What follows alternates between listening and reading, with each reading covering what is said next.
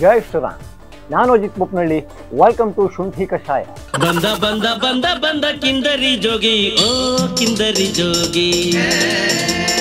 ನಮ್ಮ D K ಸಾಹೇಬ್ರು ಇದಾರಲ್ಲ, ಅದೇ DCM ಆಗಿರುವಂಥವ್ರು, CM ಆಗಬೇಕು ಅಂತ ಆಲೋಚನೆ ಮಾಡ್ತಾ ಇರುವಂಥವ್ರು, ಅವರು ಒಂದು ವಿಶೇಷವಾದ ಪತ್ರವನ್ನು ಬರೆದಿದ್ದಾರೆ. ಪತ್ರ ಬರೆಯಲ ಇಲ್ಲ ಚಿತ್ರ ಬಿಡಿಸಲ, ಹೇಗೆ ಹೇಳಲಿ ನನ್ನ ಮನದ ಹಂಬಲ.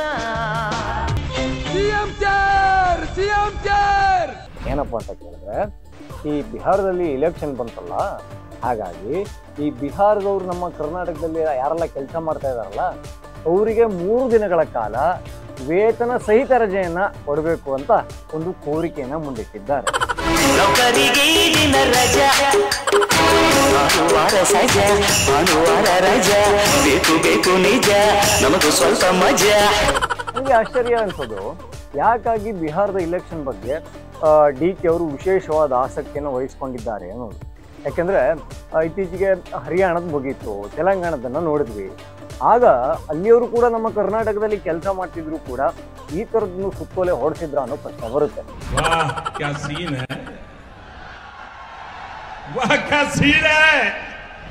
ಇದಕ್ಕೆಲ್ಲ ಕಾರಣ ಏನಪ್ಪಾ ಅಂತ ಕೇಳಿದ್ರೆ, ಬಿಹಾರ ಇಲೆಕ್ಷನ್ ಆದ್ಮೇಲೆ ಇಲ್ಲೊಂದೇನೋ ಕ್ರಾಂತಿ ಅಂತ ಆಗುತ್ತಂತಲ್ಲ, ಅದೇನೋ CM DCM ಹಾಗೆ ಇಡೀ ಸಚಿವ ಸಂಪುಟ ಉಲ್ಟಾ ಪಲ್ಟಾ ಆಗುತ್ತಂತಲ್ಲ, ಅದಕ್ಕೋಸ್ಕರ ತುಂಬಾ ಉತ್ಸಾಹದಿಂದ DCM DK ಶಿವಕುಮಾರ್ ಅವರು ಕಾಯ್ತಾ ಇದ್ದ ಹಾಗಿದೆ. ಅಪ್ಪೇ, ಇದು ಯಾವ್ದೋ flash back rebel star Ambareesh ಹಳೇದು ಅಕ್ಕಿಲ್ಲ ಬೆಳೆ ಇಲ್ಲ ಚಕ್ರವ್ಯೂಹ ಕತೆ ತಂಗಿದ್ಯಲ್ಲಪ್ಪೇ. ಅಂದ್ರೆ ಈ ಮೂಲಕ ಈಗ ಬಿಹಾರದಲ್ಲಿ ಸರ್ ನಾವು ವೋಟ್ ರೇಟ್ ಜಾಸ್ತಿ ಮಾಡ್ಸಕ್ಕೆ ಇಲ್ಲಿಂದೆಲ್ಲ ಕಳಿಸಿದೀವಿ, ಇಲ್ಲೆಲ್ಲ ವೇತನ ಸಹಿತ ರಜೆನ ಕೊಡ್ತಿದೀವಿ, ಎಲ್ಲರಿಗೂ ನಾನು ಮನವಿ ಮಾಡ್ಕೊಂಡಿದ್ದೆ ಅಂತ ನಾಳೆ ದಿವಸ ಹೈಕಮಾಂಡ್ ಹತ್ರ ಚೌಕಾಸಿ ವ್ಯವಹಾರ ಮಾಡ್ಬೋದಲ್ಲ. ಈಗ ನಂಗೆ ಟೈಮ್ ಇಲ್ಲ, ಎಲೆಕ್ಷನ್ ಒಂದು ಮುಗಿಲಿ, ಆಮೇಲೆ ಎಲ್ಲದಕ್ಕೂ ನಾನು ಉತ್ತರ ಕೊಡ್ತೀನಿ. ಜೈ ಜೈ, ಸೋತವನಿಗೆ ಬಾಯ್ ಬಾಯಿ. ಎಲೆಕ್ಷನ್ ಆಗೋ ಗಂಟ ನೀನ್ ನಮ್ಮವನು, ನೀನ್ ನಮ್ಮವನು. ಎಲೆಕ್ಷನ್ ಆದ್ಮೇಲೆ ಹೋಗ ನಿಮ್ಮವನು. ಈ ಗ್ಯಾಪಲ್ಲಿ DCM ಇರೋ ಈಗ DK ಶಿವಕುಮಾರ್ ಅವರು CM ಆಗ್ಬಿಟ್ರೆ DCM ಜಾಗ ಖಾಲಿ ಆಗುತ್ತಲ್ಲ, ಆ ಜಾಗಕ್ಕೇನಾದ್ರೂ ಸಿದ್ದರಾಮಯ್ಯನವ್ರು ಬರ್ತಾರ? ಖಂಡಿತ ಇಲ್ಲ. ಈ ತರದ್ ಮಾಡ್ಲು ಕರ್ನಾಟಕದಲ್ಲಿ ಒಬ್ರೇನೋ, ನಿಮ್ ಜೊತೆಗಾರ ಯಾರು ಅವರಪ್ಪ? ಇದೊಂದೇ ಮಾಸ್ಟರ್ ಪೀಸು. ಅವ್ರೀಗ ಪಕ್ಷದಲ್ಲಿ ಇಲ್ಲಿದ್ದಾರೆ, ಮತ್ತೆ ಇಲ್ಲಿ ಬರೋಕ್ಕೆ ಇಷ್ಟಪಡೋದಿಲ್ಲ. ಅವ್ರ ಮಗ ಬೇರೆ ಹೇಳ್ಬಿಟ್ಟಿದ್ದಾರೆ, ನಮ್ಮ ಅಪ್ಪಂದು ರಾಜಕೀಯದಲ್ಲಿ ಈ ಸಂಧ್ಯಾ ಕಾಲದಲ್ಲಿದ್ದಾರೆ ಅಂತೆಲ್ಲ ಮಾತಾಡಿದ್ದಾರೆ. ರಾಜಕೀಯ ಕೊನೆಗಾಲದಲ್ಲಿದ್ದಾರೆ, ಅವರ ರಾಜಕೀಯ ಭಕ್ತಿನ ಅಂತ ಬಿಕ್ಕಳ್ತಾ ಇದ್ರೆ ನನಗೆ ತಿಕ್ಲಿ ಹಿಡಿಯುತ್ತೆ. ಕೊನೆ ಘಟ್ಟದಲ್ಲಿದ್ದಾರೆ. ಅಂತ ಸಮಯದಲ್ಲಿ ಈ ರೀತಿ ವೈಚಾರಿಕವಾಗಿ ಪ್ರಗತಿ ಪರವಾದಂತ ಸಿದ್ಧಾಂತ ಇಟ್ಕೊಂಡಿರೋರಿಗೆ ಮಾರ್ಗದರ್ಶನ ಮಾಡೋದಕ್ಕೆ ಹಾಗಾಗಿ DCM ಜಾಗ ಒಂದು ಖಾಲಿ ಆಗುತ್ತಾ, ಆ ಜಾಗಕ್ಕೆ ಯಾರಾದರೂ ಟವಲ್ ಹಾಕಿದಾರ ಅಂತ ನೋಡಿದ್ರೆ ನಮ್ಮ ಜಮೀರ್ ಅಣ್ಣವರು ರೆಡಿಯಾಗಿದ್ದಾರೆ, ಹಾಗೆ ಆಲ್ರೆಡಿ ಟವಲ್ ಹಾಕಿದ್ದಾರೆ. ಅಬ್ಬಬ್ಬಬ್ಬ, ಲ್ಯಾಟ್ರಿ, ಇನ್ಕಮ್ ಟ್ಯಾಕ್ಸ್. ಅಂದ್ರೆ ಪಕ್ಷ ಒಪ್ಪಿದ್ರೆ ನಾನು DCM ಆಗಕ್ಕೆ ರೆಡಿ ಅಂತ ಹೇಳಿ ಅವರ ಮನಸ್ಸಿನ ಆಸೆಯನ್ನ ಹೇಳಿಕೊಂಡಿದ್ದಾರೆ. ಸಂತೋಷ ಸಂಗೀತ ವಿಶ್ವಾಸ ಇದೆ. ರಸಮಯ ಸಂತೋಷ ಸುಖಮಯ ಸಂಗೀತ, ಹೊಸ ಹೊಸ ಭಾವ. ಅಬ್ಬಬ್ಬಬ್ಬ, ಲ್ಯಾಟ್ರಿ. ಜೊತೆಗೆ ಅವರ ಚೇಲಾಗಳ ಹತ್ರ ಮುಂದಿನ DCM ಜಮೀರ್ ಭಯಂಗೆ ಜೈ ಅಂತ ಜಯಕಾರವನ್ನು ಕೂಡ ಹಾಕಿಸಿಕೊಂಡಿದ್ದಾರೆ.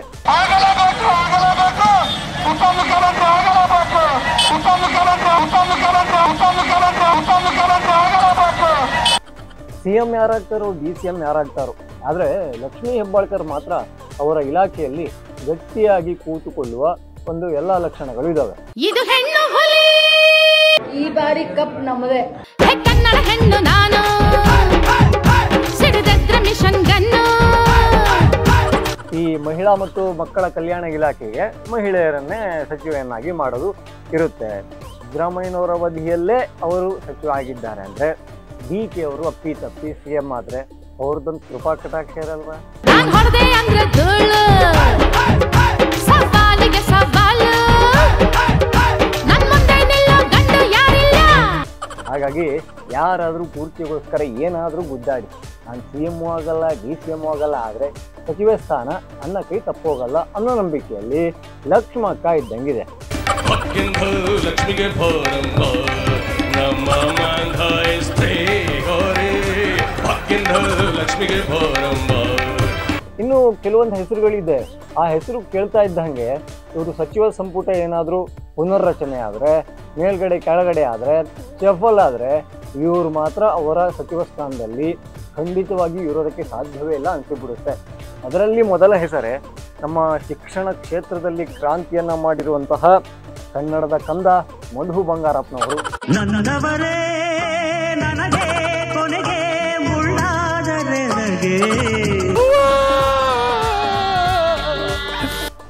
ಅವರು ತಮ್ಮ ಅಪ್ರತಿಮ ಕನ್ನಡ ಪಾಂಡಿತ್ಯದೊಂದಿಗೆ ಕನ್ನಡದ ಶಾಲೆಗಳನ್ನು ಉದ್ಧಾರ ಮಾಡಿರುವ ಪರಿಯನ್ನು ನಾವು ನೋಡಿದ್ದೀವಿ. ಅವರು ಈಗಾಗಲೇ ಪಾಪ ಈ ಫೇರ್ವೆಲ್ ಸ್ಪೀಚ್ ಅಂತ ಕರೀತಾರಲ್ಲ, ಆ ಥರದಲ್ಲಿ ಮಾತಾಡಿದ್ದಾರೆ. ಪಕ್ಷ ಒಂದ್ಸಲ ನನ್ನನ್ನು ನೆನಪು ಮಾಡ್ಕೋಬೇಕು, ಈ ಇಲಾಖೆ ನನ್ನನ್ನು ಯಾವಾಗಲೂ ಸ್ತುತಿಸ್ಬೇಕು, ಅಷ್ಟು ಕೆಲಸ ಮಾಡಿದ್ದೀನಿ ಅಂತ ಅವರ ಮುಂದಿನ ದಿನಗಳ ಬಗ್ಗೆ ಒಂದು ಸುಳಿವನ್ನು ಕೊಟ್ಟಿದ್ದಾರೆ.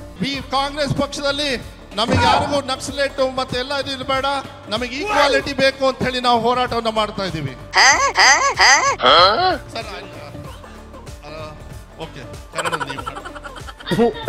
ಈ ಬಡತವಿಂದ ದೇಶ ಉದ್ಧಾರ ಆಯ್ತದ. ಆ ಜಾಗಕ್ಕೆ ಪ್ರದೀಪ್ ಈಶ್ವರ್ ಅವರು ಕೂಡ ಟವೆಲ್ ಹಾಕಿದ್ದಾರೆ ಅಂತ ಹೇಳಿದ್ರೆ ನಂಬ್ತೀರಾ? ಖಂಡಿತ ನಂಬಬೇಕಾಗುತ್ತೆ. ಒಂದು ಯಾವುದೋ ಚಾನಲಲ್ಲಿ ಕೂತ್ಕೊಂಡು ಮಾತಾಡ್ತಾ ಇರುವಾಗ ಅವರು ಹೇಳಿದ್ರು, ಮುಂದಿನ ದಿವಸ ನೀವು ಶಿಕ್ಷಣ ಮಂತ್ರಿ ಆಗ್ಬೋದು ಅಂದ್ರೆ ನಿಮ್ಮೆಲ್ಲರ ಆಶೀರ್ವಾದ ಇದ್ರೆ ಖಂಡಿತ ಆಗ್ತೀನಿ. ಸೀಟ್ ನಿಮ್ದ ಏನ್ ಜಕ್ನಾಚಾರಿ ಕೆಲ್ ಕೆತ್ತನೆ ಮಾಡ್ಸಿದ್ರ? ಹೋಗಿಲ್ವ ಇಲ್ಲಿ? ಸಿಎಂ ಇಲ್ದಿರೋ ಟೈಮಲ್ಲಿ ವಿಧಾನಸೌಧಕ್ಕೆ ಹೋಗಿ ಅವ್ರ ಸೀಟ್ ಮೇಲೆ ಖರ್ಚೀಫ್ ಹಾಕಿ ಈ ಸೀಟ್ ನಂದು ಬಿಟ್ಕೊಡಿ ಅಂತ ಹೇಳಿ ಬಿಟ್ಕೊಟ್ಬಿಡ್ತಾರೆ. ಒಂದು ಅದೇನೋ ಒಂದು ಅಕಾಡೆಮಿ ಇದೆ, ಇಷ್ಟು ಜನರಿಗೆ ವಿದ್ಯಾದಾನ ಮಾಡ್ತಾ ಇದ್ದೀನಿ, ಆ ಥರದ್ದೆಲ್ಲ ಕೂಡ ಅಲ್ಲಿ ಪುಂಗಿದ್ರು. ಸೊ ಮಧು ಬಂಗಾರಪ್ಪ ಜಾಗಕ್ಕೆ ಪ್ರದೀಪ್ ಈಶ್ವರ್ ಸಚಿವ ಸಂಪುಟ ಏನಾದರೂ ಪುನರ್ರಚನೆ ಆದರೆ ಬರುವ ಸಾಧ್ಯತೆ ಇದೆ. ಅಂದರೆ ಈ ಊರದ್ ಬಿಟ್ಟು ಬಡಿಯ ತಗೊಂಬಂದ್ರು ಅಂತ ಏನೋ ಗಾದೆ ಇದೆಯಲ್ಲ, ಆ ಥರ ಆಗುತ್ತೆ. ಈ ಗ್ಯಾಪಲ್ಲಿ ಭಯಂಕರ ಸೌಂಡ್ ಮಾಡ್ತಾ ಇರೋ ಹೆಸರು ಅಂದರೆ ಸತೀಶ್ ಜಾರಕಿಹೊಳಿ ಅವರದ್ದು. ಅವರು ತುಂಬ ಸ್ಪೀಡ್ ಇದ್ದಾರೆ, ಆದರೆ ಅವರು ಪದೇ ಪದೇ ದೆಹಲಿಗೆ ಹೋಗಿ ಬರುವಂತಹ ಎಲ್ಲ ಕೆಲಸನ ಮಾಡ್ತಿದ್ದಾರೆ. ಅವ್ರ ಪರವಾಗಿ ಹೋಗ್ತಿದ್ದಾರೋ ಅಥವಾ ಯಾರಾದರೂ ಕಳಿಸ್ತಿದ್ದಾರೋ ಈ ಬಗ್ಗೆ ಯಾವುದೇ ಒಂದು ಸೂಚನೆ ಅಥವಾ ಐಡಿಯಾ ಇಲ್ಲ. ಎಲ್ಲಿದೆಯಪ್ಪ ಎಲ್ಲಿದೆಯಪ್ಪ ಎಲ್ಲಿದೆಯಪ್ಪ ಎಲ್ಲಿದೆಯಪ್ಪ ಆದ್ರೆ ಅವ್ರು ಎಷ್ಟು ಸ್ಪೀಡಾಗಿ ಮಾತಾಡ್ತಾರಲ್ಲ, ಅಷ್ಟು ಸ್ಪೀಡಾಗಿ ಸಿಎಂ ಆಗುವ ತವಕ ಅವರಲ್ಲಿ ಕಾಣ್ತಾ ಇಲ್ಲ. ಮುಂದಿನ 2028ಕ್ಕೆ ಅವರು ಸಿಎಂ ಅಂತೆ, ಅವಾಗ ಅವರು ಕ್ಲೇಮ್ ಮಾಡ್ಕೊಂತಾರಂತೆ. ಹಾಗಾಗಿ ಅಪ್ಪಿತಪ್ಪಿ DK ಶಿವಕುಮಾರ್ ಸಿಎಂ ಆಗಿ ಈ ಸಚಿವ ಸಂಪುಟ ಮೇಲೆ ಕೆಳಗೆ ಆದ್ರೆ ಅವರೊಂದು ಕೂಡ ಸಚಿವ ಸ್ಥಾನದಲ್ಲಿ ಇರಬಹುದು.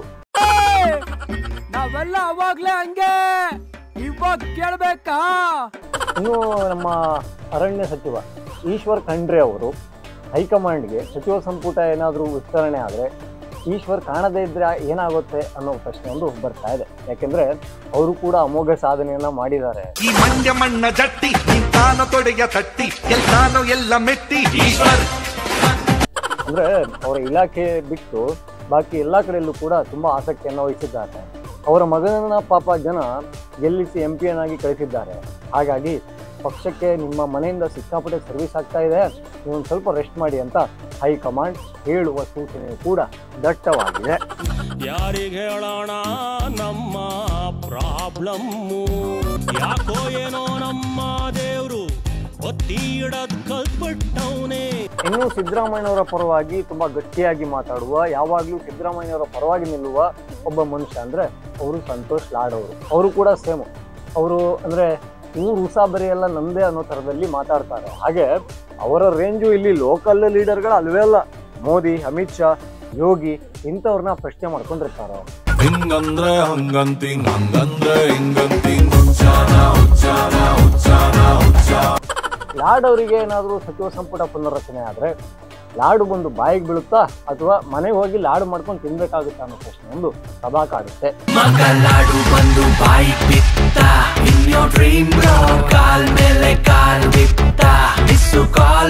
ನಾವು ಪ್ರಿಯಾಂಕ್ ಖರ್ಗೆ ಅವ್ರ ಬಗ್ಗೆ ಹೇಳಿ ತಿರೋದಿಲ್ಲ, ಯಾಕೆಂದ್ರೆ ಅವ್ರು ಏನೇ ಮಾಡಿದ್ರು ಇದ್ದೇ ಇರ್ತಾರೆ. ಅಪ್ಪನ ನಾಮಬಲ ಇದೆಯಲ್ಲ, ಅವರು AICC ಅಧ್ಯಕ್ಷರು, ಅಧ್ಯಕ್ಷನ ಮಗನ್ನೇನಾದರೂ ತೆಗಿಯೋ ಧೈರ್ಯ ಇಲ್ಲಿ DCM ಆಗಲಿ CM ಆಗಲಿ ಮಾಡಿದ್ರೆ ಅವ್ರಿಗೇನಾದ್ರೂ ಉಳಿಗಾಲ ಇದೆಯಾ? ರಾಜಕೀಯವಾಗಿ ಇಲ್ಲ ಅನ್ಸ್ಬಿಡ್ತಾರೆ. ನಾನಾರು ಕಶ್ಯಪ ಬ್ರಹ್ಮನ ಮಗ, ದಿತಿಗರ್ಭ ಸಂಜಾತ, ಚತುರ್ಮುಖ ಬ್ರಹ್ಮನ ಮೊಮ್ಮಗ, ವಿಧಾತನಿಂದ ವಿಧಿ ಬರಹವನ್ನೇ ಬದಲಾಯಿಸಿ ಮರಣವನ್ನೇ ಮೆಟ್ಟಿ ನಿಂತ ಮಹಾವೀರ. ಯಾಕಂದ್ರೆ AICC ಅಧ್ಯಕ್ಷರಾದ ಮಲ್ಲಿಕಾರ್ಜುನ ಖರ್ಗೆ ಅವರು ಅಲ್ಲಿ ಅಮ್ಮ ಮತ್ತು ಮಗನ ಜೊತೆಗೆ ತುಂಬಾ ಚೆನ್ನಾಗಿರೋದ್ರಿಂದ, ಅವರೊಂದು ಪವರ್ ಸೆಂಟರ್ ಆಗಿರೋದ್ರಿಂದ ಅವರಿಗೆ ಗೌರವ ಇಲ್ಲ ಅಂದ್ರು ಒಂಚೂರು ಭಯ ಅಂತೂ ಕಾಂಗ್ರೆಸ್ ಅಲ್ಲಿ ಇದೆ. ಇನ್ನು ಡಿ ಸುಧಾಕರ್, ಬೋಸರಾಜ್ ಅವರು, ಭೈರತಿ ಸುರೇಶ್ ಅವರು, ಹೀಗೆ ಸುಮಾರು ಜನ ಹೊರಗೋಗುವ ಪಟ್ಟಿಯಲ್ಲಿ ಅಂದ್ರೆ ಅವರ ಹೆಸರು ಹಿಂಗ್ ನೋಡ್ತಾ ಇದ್ದಂಗೆ ಇವ್ರಿಗೆ ಯಾಕೋ ಗೇಟ್ ಪಾಸ್ ಸಿಗೋ ಎಲ್ಲ ಸಾಧ್ಯತೆ ಇದೆಯಲ್ಲ ಅಂತ ಅನಿಸಿಬಿಡುತ್ತೆ. ಯಾಕಂದ್ರೆ ಒಂದು ಸಚಿವ ಸ್ಥಾನದಲ್ಲಿದ್ದಾಗ, ಅಧಿಕಾರ ಸಿಕ್ಕಾಗ ಒಂದು ಪ್ರಭಾವಳಿ ಅಂತ ಸೃಷ್ಟಿ ಮಾಡಬೇಕಾಗುತ್ತೆ. ಆ ಹೆಸರಿಗೊಂದು ಗತ್ತಬೇಕಾಗುತ್ತೆ. ಆದರೆ ಅವರೆಲ್ಲರದ್ದು ಕೂಡ ಬರೀ ಆಡಿದ್ದೆ ಆಟ ಮಾಡಿದ್ದೆ ಮಾಟ ಅನ್ನೋ ಥರದಲ್ಲಿ ಆಗೋಗಿದೆ. ಹಾಗಾಗಿ ಒಂದು ವೇಳೆ DK ಅವರು ತಪ್ಪಿ ನಮ್ಮ ಕನ್ನಡಿಗರ ಹಣೆಬರ ತಪ್ಪಿ CM ಆದರೆ ಸುಮಾರು ಜನರಿಗೆ ಮನೆಗೆ ಟಾಟಾ ಹೇಳಬೇಕಾಗುತ್ತೆ. ಬಂದ ನೋಡು DK ಸಾಹೇಬ. ಇಷ್ಟೊಂದು ನವೆಂಬರ್ ಕ್ರಾಂತಿ ಅಂತ ಹೇಳ್ತಾ ಇದ್ದಾರಲ್ಲ, ಸಾಮಾನ್ಯವಾಗಿ ನಮಗೆ ನವೆಂಬರ್ ಅಂದ್ರೆ ಏನು? ಕನ್ನಡ ರಾಜ್ಯೋತ್ಸವ ನೆನಪಾಗಬೇಕು. ಆದರೆ ಕಾಂಗ್ರೆಸ್ ಅವರಿಗೆ ಮಾತ್ರ ಕುರ್ಚಿ ಕಾಣ್ತಾ ಇದೆ, ವಿಧಾನಸೌಧದಲ್ಲಿ ಇದೇ ಚೇಂಬರಲ್ಲಿ ಕೂರಬೇಕು ಅನ್ನೋ ಆಸೆ ಆಗ್ತಾ ಇದೆ. ಆದರೆ ರಾಜ್ಯದ ಸಮಸ್ಯೆ ಬಗ್ಗೆ ಯಾರಾದರೂ ತಲೆ ಕೆಡಿಸ್ಕೊಂಡಿದ್ದಾರಾ? ಖಂಡಿತ ಇಲ್ಲ. ನಮ್ಮ ರಾಜಧಾನಿಯಲ್ಲಿ ಈಗ ಕಸದ ಸಮಸ್ಯೆ ಸಿಕ್ಕಾಪಟ್ಟೆ ಆಗ್ತಾ ಇದೆ. ಅಂದ್ರೆ ಈ ಕಸವನ್ನ ಮನೆಗೆ ತಂದು ಹಾಕ್ತಾರಂತೆ. ನೀವು ರೋಡ್ ಸೈಡ್ ಎಲ್ಲಾದ್ರೂ ಎಸ್ದು ಹೋಗಿದ್ದು ಅದು ನೀವೇ ಎಸ್ತಿದ್ದು ಅಂತ ಗೊತ್ತಾದ್ರೆ ನಿಮ್ಮ ಮನೆಯನ್ನ ಕಂಡುಹಿಡಿತಾರಂತೆ. ಹಾಗೆ ಅಲ್ಲಿ ಬಂದು ನಿಮ್ಮ ಮನೆ ಬಾಗಿಲಲ್ಲಿ ಕಸವನ್ನ ಹಾಕಿ ಹೋಗ್ತಾರಂತೆ. ಹಾಗೆ ನೋಡಿದ್ರೆ ಬೆಂಗಳೂರಲ್ಲಿ ಇರೋರಿಗೆ, ಬೆಂಗಳೂರಲ್ಲಿ ಓಡಾಡೋರಿಗೆ ಗೊತ್ತಾಗಿರುತ್ತೆ ಎಲ್ಲೆಲ್ಲಿ ಕಸದ ಬುಟ್ಟಿಗಳನ್ನ ಇಟ್ಟಿದ್ದಾರೆ. ಎಲ್ಲೂ ಕೂಡ ಇಲ್ಲ. ತೀರಾ ಬೆರಳೆಣಿಕೆಯಷ್ಟು ಕಸದ ಏನು ಡಸ್ಟ್ಬಿನ್ ಏನು ಕರೀತವಲ್ಲ ಅದನ್ನ ಇಟ್ಟಿದ್ದಾರೆ. ಹಾಗೆ ಕಸವನ್ನ ನಾವು ಮನೆಗೆ ಬಂದು ತಗೊಂಡು ಹೋಗ್ತೀವಲ್ಲ ಅಂತ ಹೇಳ್ತಾರಲ್ಲ, ಆ ಮನೆಗೆ ಬರುವ ಗಾಡಿಗಳಿಗೆ ಒಂದು ಟೈಮಿಂಗ್ ಇಲ್ಲ. ಈಗ ಕೆಲಸಕ್ಕೆ ಅಂತ ಹೊರಗೋಗ್ತಾರಲ್ಲ, ಅವರು ಗಾಡಿ ಬರೋ ತನಕ ಕಸನ ಹಿಡ್ಕೊಂಡು ನಿಲ್ಲಕ್ಕೆ ಆಗುತ್ತೆ? ಖಂಡಿತ ಇಲ್ಲ. ಹಾಗಾಗಿ ಡಸ್ಟ್ಬಿನ್ಗಳನ್ನ ನೀವು ಸಮರ್ಪಕವಾಗಿ ಇಟ್ಟರೆ ಈಗ ಆಫೀಸಿಗೆ ಹೋಗೋರು ಕಾರಲ್ಲೋ ಬೈಕಲ್ಲೋ ಆ ಕವರ್ನ ತಗೊಂಡು ಹೋಗ್ತಾರೆ. ಹಸಿ ಕಸಕ್ಕೆ ಹಾಕಬೇಕು, ಒಣ ಕಸಕ್ಕೆ ಹಾಕಬೇಕು ಅಂತ ಅಲ್ಲಿಟ್ಟು ಹೋಗ್ತಾರೆ. ಅದರಿಂದ ಬೆಂಗಳೂರು ಕ್ಲೀನ್ ಆಗಲ್ವಾ? ಈ ವಿಚಾರವಾಗಿ ಯಾವುದೇ ಒಂದು ಸಂಸ್ಥೆಗಳು ಅವರ ಮುಖ್ಯಸ್ಥರು ಮಾತಾಡ್ಬಿಟ್ರೆ ಅವರು BJP ವಕ್ತಾರರಂತೆ ಮಾತಾಡಿದ್ದಾರೆ ಅಂತ ಹೇಳ್ಬೋದಂತೆ. ಇನ್ನು ರಸ್ತೆ ಗುಂಡಿ ಬಗ್ಗೆ ಏನಾದರೂ ಹೇಳಿ ಪ್ರಯೋಜನ ಇದೆಯಾ? ಖಂಡಿತ ಇಲ್ಲ. ನಾವು ಈ ಮನೆಯಿಂದ ಹೊರಟ್ರೆ ಈಗ ಆಫೀಸಿಗೆ ಹೋಗ್ಬೇಕು ಅಥವಾ ಗ್ಯಾರೇಜ್ಗೆ ಹೋಗಬೇಕು ಅನ್ನೋ ಥರದಲ್ಲಿ ನಮ್ಮ ವಾಹನಗಳು ಸೌಂಡ್ ಮಾಡ್ತಿದ್ದಾವೆ. ಅದಕ್ಕೆ ಕಾರಣ ಏನು? ಬ್ರ್ಯಾಂಡ್ ಬೆಂಗಳೂರಿನ ಈ ಭಯಂಕರ ರಸ್ತೆಗಳು. ಆ ರಸ್ತೆಗಳನ್ನ ಗುಂಡಿ ಮುಚ್ತೀವಿ ಅಂತ CM ಡೆಡ್ಲೈನ್ ಕೊಟ್ಟರು ಕೂಡ ಆ ಡೆಡ್ಲೈನ್ ಡೆಡ್ ಆಗೋಗಿದೆ. ಆದರೆ ಗುಂಡಿ ಮಾತ್ರ ಬಾಯಿ ತೆಕ್ಕೊಂಡು ತೆರೆದಿದೆ ಬಾಯಿ ಅಂದ್ಕೊಂಡು ಪ್ರಯಾಣಿಕರಿಗೆ ಸ್ವಾಗತವನ್ನ ಕೊಡ್ತಾ ಇದೆ. ಇವರೆಲ್ಲರೂ ಕೂಡ ಬ್ರ್ಯಾಂಡ್ ಬೆಂಗಳೂರು ಮಾಡೋದಂತೆ, ಹಾಗೆ ಕರ್ನಾಟಕವನ್ನ ಪ್ರಗತಿಯತ್ತ ತಗೊಂಡು ಹೋಗ್ತಾರಂತೆ. ಜೊತೆಗೆ ಅವರು ಹೇಳ್ಕೊಳ್ಳೋ ಹಾಗೆ ನುಡಿದಂತೆ ನಡೆಯುವ ಸರ್ಕಾರವಂತೆ. ಇದನ್ನ ನಾವು ನಂಬೇಕಂತೆ, ನಂಬಿ ಅವರಿಗೆ ಜೈ ಹೇಳ್ಬೇಕಂತೆ. ಆಗುತ್ತಾ? ಕಷ್ಟ ಆಗುತ್ತೆ. ಈಗ ಬಿಡಿ, ನವೆಂಬರಲ್ಲಿ ಕ್ರಾಂತಿ ಆಗೋದಂತೂ ಬಹುತೇಕ ಪಕ್ಕ ಅಂತ ಎಲ್ಲಾ ಕಡೆಯಿಂದನೂ ಈ ರಾಜಕೀಯ ವಾಸನೆ ಬರ್ತಾ ಇದೆ. ಬಿಹಾರ ಇಲೆಕ್ಷನ್ಗೆ DK ಅವರು ವಿಶೇಷವಾದ ಮುತುವರ್ಜಿ ವಹಿಸಿದ್ದಾರೆ. ಹೀಗಾಗಿ ಬಿಹಾರದಿಂದ ಯಾರೆಲ್ಲ ನಮ್ಮ ರಾಜ್ಯಕ್ಕೆ ಕೆಲಸಕ್ಕೆ ಬಂದಿದ್ದಾರಲ್ಲ ಅವರಿಗೆ ವೇತನ ಸಹಿತ ರಜೆಯನ್ನು ಕೊಡೋದಕ್ಕೆ ಅವರು ಒಂದು ವಿನಂತಿಯನ್ನು ಮುಂದಿಟ್ಟಿದ್ದಾರೆ.